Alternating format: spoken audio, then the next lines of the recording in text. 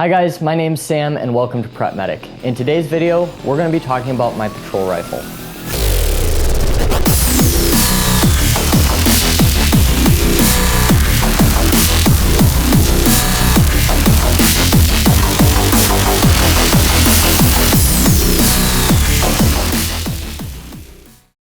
So this is the Colt LE6920.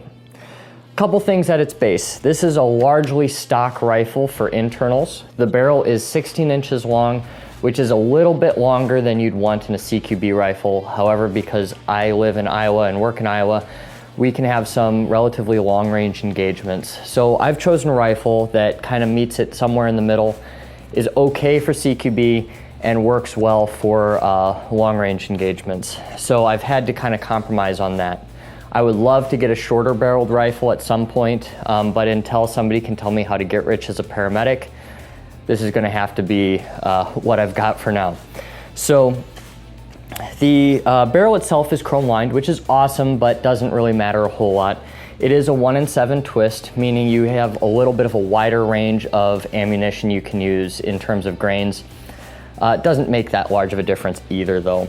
The bullet carrier group, none of that is chrome, which is fine. And then the trigger and handle is largely stock. As far as attachments on this rifle, I have the Fortis Rev Rail as my handguard. This is the key mod version. It also comes in M-lock, depending on what you prefer. Very, very lightweight, comes in at about $200. And I'll be sure to leave the links to all of these down below in the description so you can check them out yourself. Largely, I really like this handguard. It's worked very, very well for me.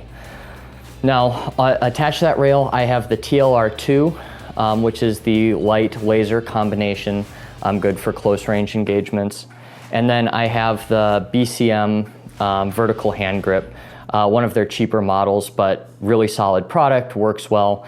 And then I have that set up so I can easily depress my pressure switch on the rifle to activate the light. Now, for optics, I've got the Troy flip-up battle sights. There's nothing wrong with the Magpul version of these, except my department requires that we have all metal sights, and these are some of the only ones on the market. A little bit pricey at about $100 a unit. So for the front sight and back sight together, it ends up being about $200. Well worth the money, solid product. My primary optic is the Aimpoint Pro. This thing is indestructible. Its battery lasts for a year or so. And I don't store it like that, but when I come on duty, I'll turn it on and just leave it and forget about it. So you don't have to worry about this being off if you're engaged in a firefight. I've had some bad luck with EOTechs, which is why I've chosen to go with this. That being said, I've heard they've made a lot of improvements, so there's nothing wrong with an EOTech if that's what you run. One thing worth mentioning is that there are quick sling attachments on this rail, as well as this stock. I usually run a single point just because of how I operate, but it gives you some options on how you sling this rifle. On the back, kind of the last thing I have that's not stock on this rifle, this is a Magpul Stock. I'm not sure which model it is, to tell you the truth. What I really like about it is you have the standard adjustments, but you also have this here, which lets you lock the stock down. And I'm not a marksman by any means, but I really like that it takes out some of that play and it makes it feel a lot more stable.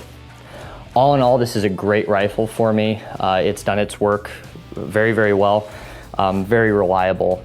However, it's kind of a jack of all trades, master of none. So I would really like in the future to get a shorter barreled rifle for my entry team work. Stay tuned for more videos. I'll be coming out with some more EDC videos, taking a look at my new Glock that was milled by Jaegerworks and has an RMR on it.